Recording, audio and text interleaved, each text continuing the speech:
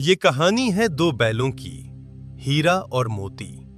दोनों सिर्फ बैल नहीं थे, वे सच्चे मित्र थे। हीरा और मोती के गले में घंटियां थीं और आंखों में अपनापन। धूप हो या ठंडी सुबह, वे साथ चलते, जैसे दो जिस्म एक जान।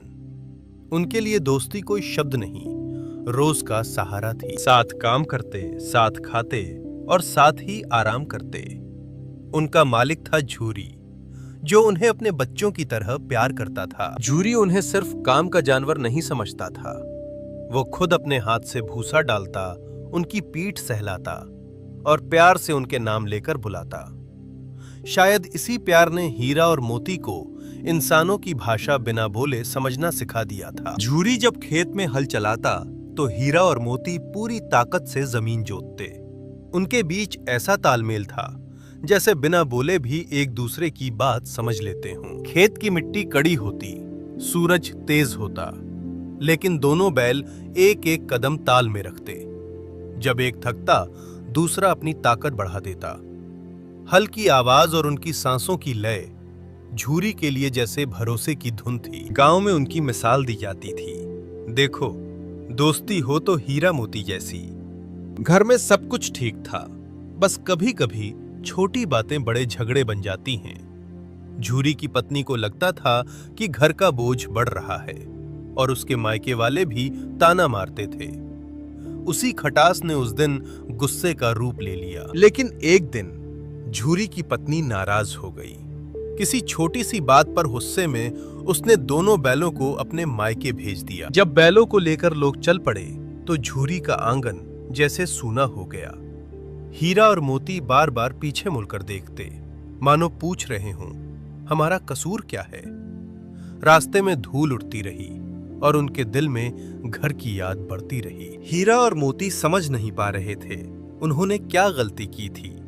नया घर, नया मालिक, और वहां न प्यार था न अपनापन। नए घर की चौखट पर कदम रखते ही उन्हें फर्क समझ आ गया। यहां किसी के चेहरे पर अपनापन नहीं था और ना ही आवाज में मिठास। रात को वे एक तंग बाड़े में बांध दिए गए जहां हवा भी पराई लगती थी। नया मालिक उन्हें बहुत मारता पीटता, ज्यादा काम करवाता, कम खाना देता। काम के बाद जब पेट भरने की बारी आती तो कटोरे में बस थोड़ा सा सूखा चारा होता। हीरा और मोती एक दूसरे का हिस्सा भी बचा कर रख देते और आंखों से ही हिम्मत बांटते। दुख में भी उनकी दोस्ती ने उन्हें टूटने नहीं दिया। हीरा और मोती चुपचाप सब सहते रहे, लेकिन उनके दिल में एक ही बात थी, हमें अपने घर लौटना है। दिन बीतते गए और उनके भीतर एक आग जलती रही, अपमान की और अपनेपन की याद की। वे जानते थे रास्ता कठिन होगा, लेकिन अपने घर की मिट्टी की खुशबू उन्हें बुला रही थी। अब फैसला हो चुका था। एक रात दोनों ने रस्सियां तोड़ दी और अंधेरी रात में अपने पुराने घर की ओर चल पड़े। अंधेरी रात में वे खेतों की मेड़ों से होते हुए निकल पड़े। कहीं कुत्तों के भौंकने की आवाज, कहीं कांटों की चुभन और कहीं ठंडी हवा का थपेड़ा। फिर भी वे रुके नहीं, क्योंकि मंजिल घर था। रास्ता लंबा था, थकान थी, लेकिन दोस्ती और अपनापन उन्हें खींच रहा था। सुबह जब झूरी ने दरवाजा खोला तो क्या देखा? हीरा और मोती उसके आंगन में खड़े थे। सुबह की रोशनी में जब झूरी ने उन्हें देखा तो उसके कदम थम गए।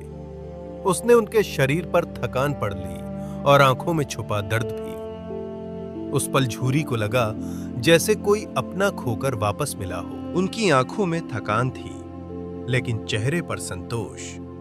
झूरी दौड़ कर आया और उन्हें गले लगा लिया। उसकी आंखों से आंसू बह रहे थे। दो बैलों ने सिखा दिया कि प्रेम और आत्मसम्मान के आगे डंडा भी छोटा पड़ जाता है। जानवर होकर भी उन्होंने वफादारी, दोस्ती और घर का अर्थ समझाया। कभी कभी इंसानों से ज्यादा इंसानियत जानवरों में मिल जाती है। कहानी यहीं खत्म नहीं होती। ये हमें याद दिलाती है कि सम्मान के बिना प्रेम अधूरा है। दोस्ती वही है जो मुश्किल में साथ खड़ी रहे, और घर वही जहां अपनापन हो, चाहे वो इंसान का हो या जानवर का।